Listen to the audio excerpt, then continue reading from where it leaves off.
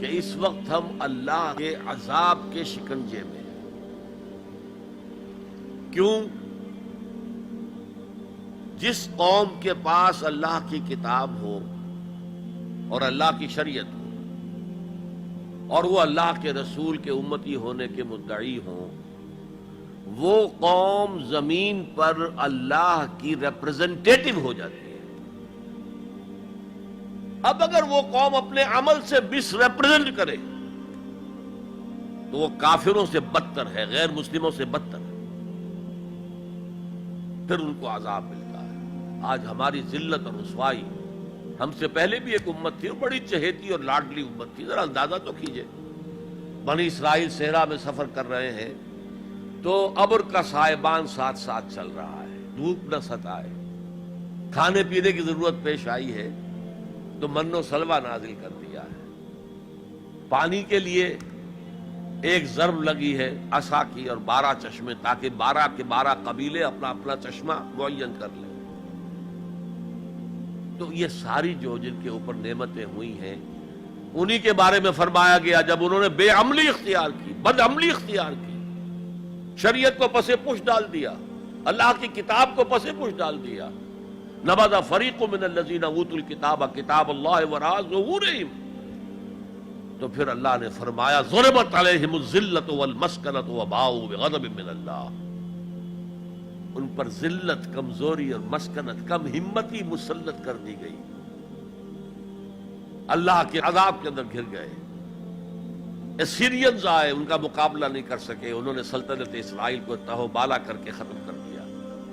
نبوکڈنیزر آئے، اس کا مقابلہ نہیں کر سکے، اس نے لاکھوں کو قتل کیا، لاکھوں کو وہ کیپٹیو بنا کر بیبیلونیا لے گیا، اور حضرت سلیمان کے بنائے ہوئی مسجد کو، جسے وہ ٹیمپل کہتے ہیں، ٹیمپل آف سولومن، اسے گرا کر زمین کے برابر کر دیا، 2 اینٹیں سلامت نہ رہی، یروشلم میں ایک انسان نہ رہا، کوئی متنفس نہ رہا۔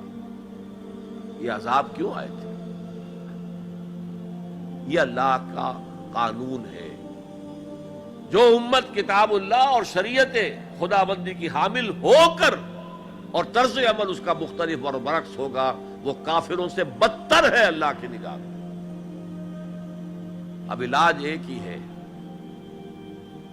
ہم کہیں کسی جگہ دنیا میں کسی سائزیبل ملک میں پورا اسلامی نظام، پوری اسلامی سیاست، پوری اسلامی معیشت، پورا اسلامی معاشرہ، پورا اسلامی قانون نافذ کر کے دنیا کو دکھائیں، and we should be able to invite the humanity at large, come and see with your eyes, this is Islam۔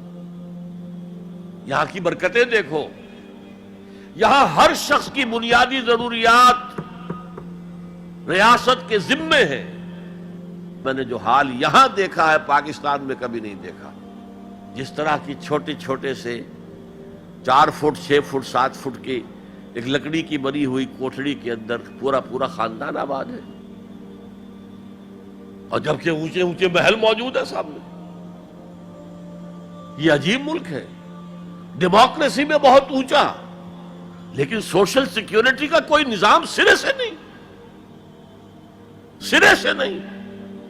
ہمارے ہاں پاکستان میں بھی وہ کوئی اسلامی نظام ہے، جو زکوٰۃ ہے وہ پورا بیت المال کا نظام قائم نہیں ہے جیسے کہ ہونا چاہے، پھر بھی کچھ نہ کچھ زکوٰۃ کا نظام جو قائم کر گئے تھے ضیاء الحق صاحب، اس سے کچھ نہ کچھ غریبوں کی مدد ہوتی ہے۔ تو بہرحال جب تک ہم دنیا کے سامنے اسلام کی نمائندگی نہیں کریں گے، صحیح اسلام کی اور کامل اسلام کی، اس وقت تک ہمارے حالات میں کوئی بہتری نہیں آ سکتی۔